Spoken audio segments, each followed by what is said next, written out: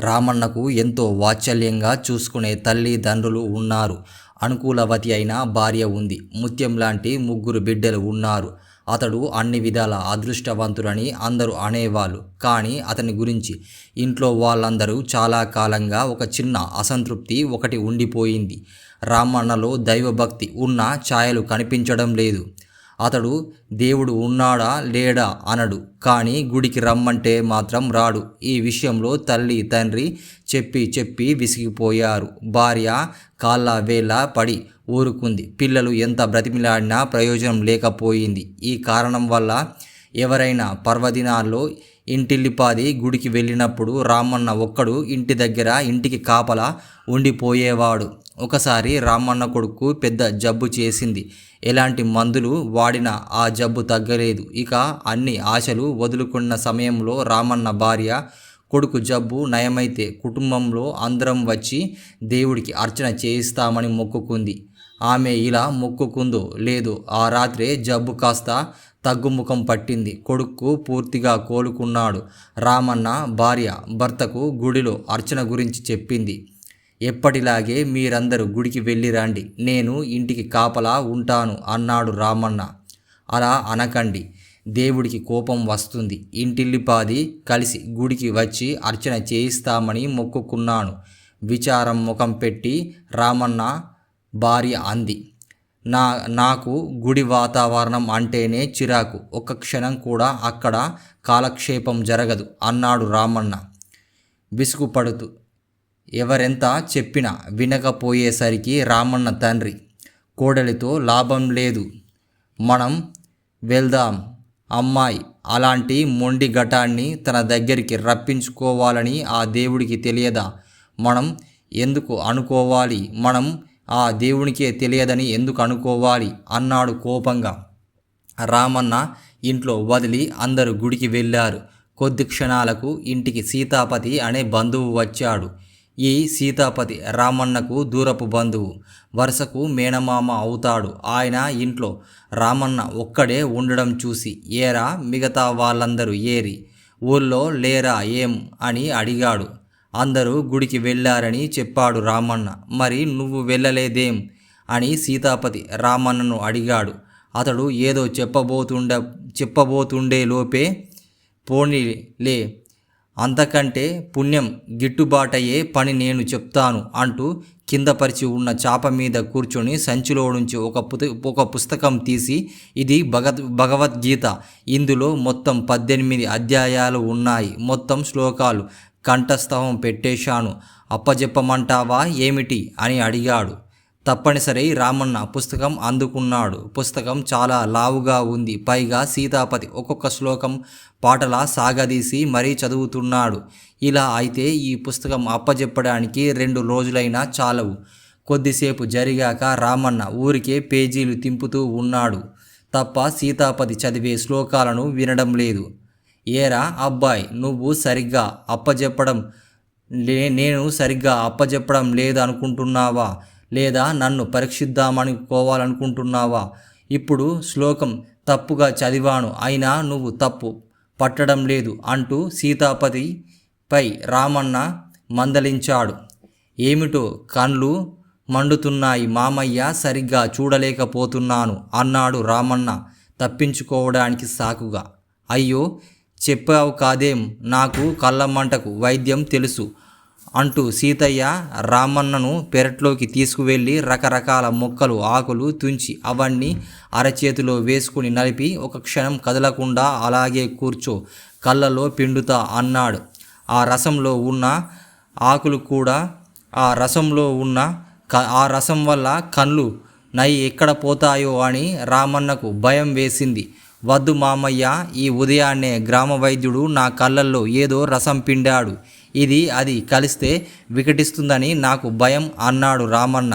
మరి ఆ మాట ముందే చెప్పావు కాదు, అసలు నీకు మతిమరుపు జాస్తిలా ఉంది. ఇంత చిన్న వయసులో నీకు అంత మతిమరుపు ఉండడం, దీనికి వేరే పసర్లు ఉన్నాయంటూ సీతాపతి మళ్ళీ పెరట్లోకి వెళ్ళి వేరే ఆకులు తుంచాడు. ఇది చూసి రామన్న గుండె పిండినట్టయింది. అతడు సీతాపతితో, మామయ్య, దేవుడంటే నీ అభిప్రాయమేమిటి అన్నాడు. దేవుడు ఉన్నాడా లేడా అని అడిగాడు.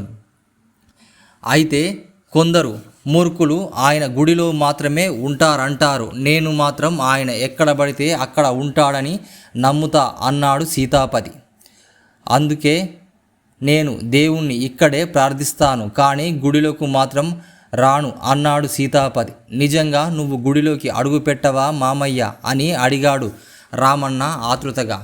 పొరపాటు కూడా అడుగు పెట్టను అన్నాడు సీతాపతి. అప్పుడు రామన్న గబగబా తన భార్య మొక్కు గురించి చెప్పి, వాళ్ళందరూ నా కోసం గుడిలో ఎదురు చూస్తూ ఉంటారు మామయ్య, నేను తిరిగి వచ్చేదాకా నువ్వు ఇంటికి కాస్త కాపలాగా ఉన్నావంటే నీ రుణం ఈ జన్మలో తీర్చుకోలేను అంటూ సీతాపతి బదులు కోసం ఎదురు చూడకుండా పరిగెత్తాడు. రామన్న గుడికి చేరుకునేసరికి ఇంకా అర్చన ప్రారంభం కాలేదు. ఎందువల్లనో పూజారి రావడం ఆలస్యమైంది. అతన్ని చూస్తూనే అందరూ ఆశ్చర్యపోయారు. ఏం చెయ్యను మరి, ఇంట్లో కన్నా గుడి పదిలం అనిపించింది అంటూ రామన్న జరిగిందంతా చెప్పాడు. నేను చెప్పలేదు, ఆ దేవుడే వాణ్ణి తన దగ్గరికి రప్పించుకుంటాడని అన్నాడు రామన్న తండ్రి. రామన్న ఎంతో భక్తి శ్రద్ధలతో ఇంటి వాళ్ళందరితో కలిసి దేవుడికి అర్చనలో పాల్గొన్నాడు. ఇల్లు చేరగానే రామన్న తండ్రి సీతాపతితో, సీతాపతి బావా, ఈనాటి నుంచి పండుగల్లోనూ పర్వదినాల్లోనూ మా ఇంటికి వస్తూ ఉండు. నీ కారణంగా మా వాడికి దైవ దర్శనమై అవుతూ ఉంటుంది అన్నాడు. ఆ మాటల వెనుక ఉన్న రహస్యం ఏమిటో తెలియక సీతాపతి ఆశ్చర్యపోయాడు. రాజు చంద్రసేనుడి ఆస్థానంలో ఉండే సర్వమిత్రుడు మాటల్లో ఎవరూ గెలవలేకపోయేవారు అతన్ని. రాజు అతడి చేత చమత్కారంగా మాట్లాడించి వినోదించేవాడు. ఒకసారి ఆయనకు సర్వమిత్రుడి కన్నా మాటకారులెవరైనా ఉన్నారేమో తెలుసుకోవాలనిపించింది. అందుకేం చెయ్యాలో ఆయన సర్వమిత్రుడినే సలహా అడిగాడు. మాటల్లో నన్ను గెలవగల వారికి 100 వరహాల బహుమతి ప్రకటించండి.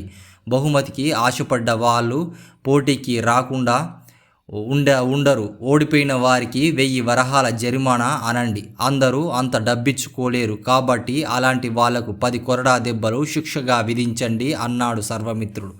రాజుకు ఈ నియమం బాగా నచ్చింది. దీని గురించి ఆయన దేశమంతటా ప్రకటన వేయించాడు. ఇది విని చాలామంది రాజధానికి తరలి వచ్చారు. మొదటి రోజే ఇలా వచ్చిన వాళ్ళు 100 మంది దాకా ఉన్నారు.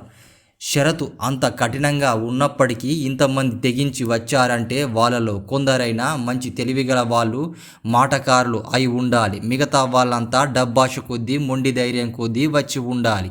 ఇలా ఆలోచించిన సర్వమిత్రుడు రాజును పోటీలకు 10 రోజులు గడువు అడిగాడు. ఆ 10 రోజులు అతడు మారువేషంలో పోయి అందరిని కలిసి మాట్లాడాడు. మాటకారితనంలో సర్వమిత్రుడికి గొప్పతనం గురించి చెప్పి వాళ్ళని బెదరగొట్టాడు. పోటీకి వచ్చిన వారిని చాలామంది వచ్చిన దారినే వెళ్ళిపోయారు. పోటీకి వచ్చిన వాళ్ళలో గుణశీలుడు అనేవాడు చాలా తెలివైనవాడు. సర్వమిత్రునికి అలా కనిపించాడు. మాటల్లో తాను అతనితో నెగ్గలేనని కూడా అనుమానం కలిగింది. ఒకసారి ఓడడం జరిగితే రాజు తన ముఖమిక చూడడు. సర్వమిత్రుడు తన ఎవరన్నది గుణశీలుడికి చెప్పి పోటీల్లో పాల్గొనని పక్షంలో 200 వరహాలు ఇస్తా అన్నాడు.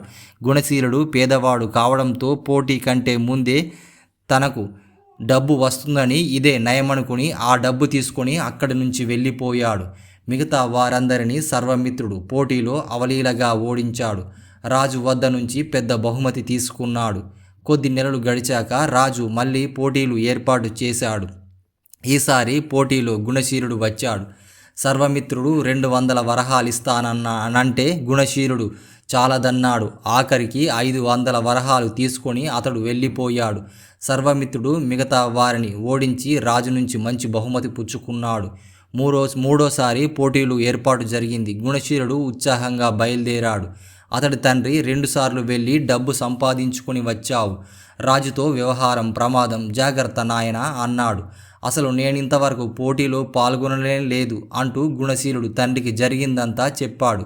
తండ్రి ఆశ్చర్యపోయి, వెర్రివాడా, నీకు మాటల్లో ఉన్న తెలివితేటలు లోక వ్యవహారంలో లేదు. సర్వమిత్రుడు నీ మాటకారితనానికే భయపడి డబ్బులిస్తూ ఉన్నాడు. ఈసారి నువ్వు పోటీలో రాజు దగ్గరికి తప్పకుండా వెళ్ళు. సర్వమిత్రుడిచ్చే డబ్బు తీసుకోకు. పోటీలో గెలిచి రాజు ప్రపకం సంపాదించుకో అన్నాడు. ఈసారి సర్వమిత్రుడు గుణశీలుడికి 1000 వరహాలిస్తా అన్నాడు. గుణశీలుడు వద్దన్నాడు. అతడి వల్ల తన ప్రమాదం తప్పదని భయపడ్డ సర్వమిత్రుడు రాత్రికి రాత్రి తన మనుషుల ద్వారా అతన్ని బంధించి ఒక అరణ్య ప్రాంతంలో వదిలిపెట్టాడు. గుణశీలుడు అక్కడి నుంచి తిరిగి వచ్చేసరికి పోటీలు అయిపోయాయి. ఆ తర్వాత గుణశీలుడు ఎన్నో ప్రయత్నాలు చేశాడు. కానీ ఒక్కసారి కూడా సర్వమిత్రుడు అతన్ని పోటీలో పాల్గొననివ్వలేదు. నానాటికి గుణశీలుడికి పంతం పెరిగిపోసాగింది. అతడు మారువేషంలో వెళ్ళి తెలివి తక్కువగా మాట్లాడినా కూడా సర్వమిత్రుడు అతన్ని గుర్తించగలుగుతూ ఉన్నాడు. అప్పటికి పోటీలు 10 సార్లు జరిగాయి. 11వ పర్యాయం గుణశీలుడు వచ్చిన జాడ సర్వమిత్రుడికి తెలుసుకోలేకపోయాడు. తీరా పోటీ సమయంలో అతడు పోటీదారుల మధ్య కనిపించేసరికి సర్వమిత్రుడి గుండె దడపుట్టింది. ముందుగా పోటీదారుల మధ్య వారి పోటీలు ఏర్పాటయ్యాయి. గుణశీలుడు వాళ్ళతో, ఒక్కసారి నేను కీకారణ్యంలో నడుస్తుండగా ఎదురుగా 6 అడుగుల పెద్ద పులి కనిపించింది అన్నాడు. నిజంగానా అన్నాడు పోటీదారుడు. అందరూ ఆశ్చర్యంగా చూస్తూ ఉన్నారు. మీరు అడగవలసిన ప్రశ్న అది కాదు, ఎలా బతికి బయటపడ్డారు అని అన్నాడు. అవునా అన్నాడు గుణశీలుడు. రాజు చిన్నగా చప్పట్లు చరిచి ఆహా అన్నాడు. అప్పుడు గుణశీలుడు సర్వమిత్రుడికి మధ్య పోటీ ప్రారంభమైంది. ఎదుటి వాళ్లకు ఏ ప్రశ్న వెయ్యాలో బాగానే చెప్పావు, అసలు నీకేం ప్రశ్న వెయ్యాలో తెలుసా అన్నాడు సర్వమిత్రుడు. నా ప్రశ్న సంగతి తర్వాత చెప్తాను, ఇప్పుడు ఒక సంగతి చెప్తాను, దానికేం ప్రశ్న వెయ్యాలో కూడా చెప్పు నువ్వు అన్నాడు. అదే సంగతి నీకు మరోసారి చెప్తా, ప్రశ్న అడగడంలో నీవేమైనా తెలివితేటలు చూపగలవా అన్నాడు గుణశీలుడు. చెప్పి చూడు, నీకే తెలుస్తుంది అన్నాడు సర్వమిత్రుడు హేళనగా. ఒకసారి నేను కీకారణ్యంలో నడుస్తూ ఉన్నాను. ఎదురుగా 6 అడుగుల పెద్ద పులి కనిపించింది అన్నాడు గుణశీలుడు. అప్పుడు నువ్వెలా బతికి బయటపడ్డావు అన్నాడు సర్వమిత్రుడు. అది సామాన్యమైన తెలివిగల వాళ్ళు వేయవలసిన ప్రశ్న. నీ బొట్టి వాడైతే అసలు కీకారణ్యంలోకి నువ్వెందుకు వెళ్ళావు అని అడగాలి, అవునా అన్నాడు గుణశీలుడు. రాజు కుతూహలంగా ఈ సంభాషణ వింటూ ఉన్నాడు. గుణశీలుడు చెప్పినట్టు సర్వమిత్రుడు అడిగాడు. ఎందుకేమిటి? ఈ పోటీలో నన్ను రానివ్వకుండా ఒక వ్యక్తి అడ్డుకున్నాడు, అందుకని ఎవరికీ తెలియకుండా కొత్త మార్గం ఎన్నుకున్నాను అన్నాడు గుణశీలుడు. సర్వమిత్రుడు ముచ్చెమటలు పోశాయి. గుణశీలుడు తెలివిగా తన నేరాన్ని బయటపెట్టే ప్రయత్నం చేస్తున్నాడని, తాను ఈ ఎత్తుకు పై ఎత్తు వెయ్యాలని అన్నాడు.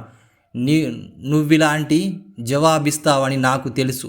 నువ్విక్కడికి రాకుండా అడ్డుకున్నవాడు సర్వమిత్రుడని కూడా చెప్పగలవు. సరే, ఆ పెద్ద పులి బారి నుంచి నిన్ను నీవెలా రక్షించుకున్నావో చెప్పు అన్నాడు సర్వమిత్రుడు. పెద్ద పులి నన్ను ఎదిరించి పోరు నేనెందుకు చేస్తాను? ప్రాణభయంతో బయటపడేందుకే నేను ప్రయత్నిస్తాను. అది నాకేసి రాబోతుండగా హఠాత్తుగా పొదలో చాటున నుంచి నీ కొడుకు 2 నౌకర్లు ఇక్కడికి రావడం నేను గమనించాను. మరోసారి పట్టి బంధిస్తారేమో అని భయపడి నేను పొదల్లో దాక్కున్నాను. వచ్చిన పులి నా బదులుగా వారి మీద పడి దూకింది. ఆ అదును చూసుకొని నేను పారిపోయి ఇక్కడికి చేరాను అన్నాడు గుణశీలుడు. కొడుకు పులివాత పడిన మాట వినగానే సర్వమిత్రుడు చిన్నగా అరిచి కుప్పకూలిపోయాడు. రాజుతో పాటు అందరూ ఆశ్చర్యపోయారు. రాజు ప్రశ్నించగా గుణశీలుడు సర్వమిత్రుడికి దురాగతాన్ని గురించి చెప్పాడు. రాజు అప్పటికి సభ చాలించి లోగడ పోటీలు వచ్చిన కొందరిని విచారించగా గుణశీలుడు చెప్పింది నిజమని తెలుసుకున్నాడు. ఆయన సర్వమిత్రునికి కారాగార శిక్ష విధించి గుణశీలుడికి తన ఆస్థానంలో ఉద్యోగం ఇవ్వడమే కాక మాటకారితనం పోటీలు జరగడం మానుకున్నాడు.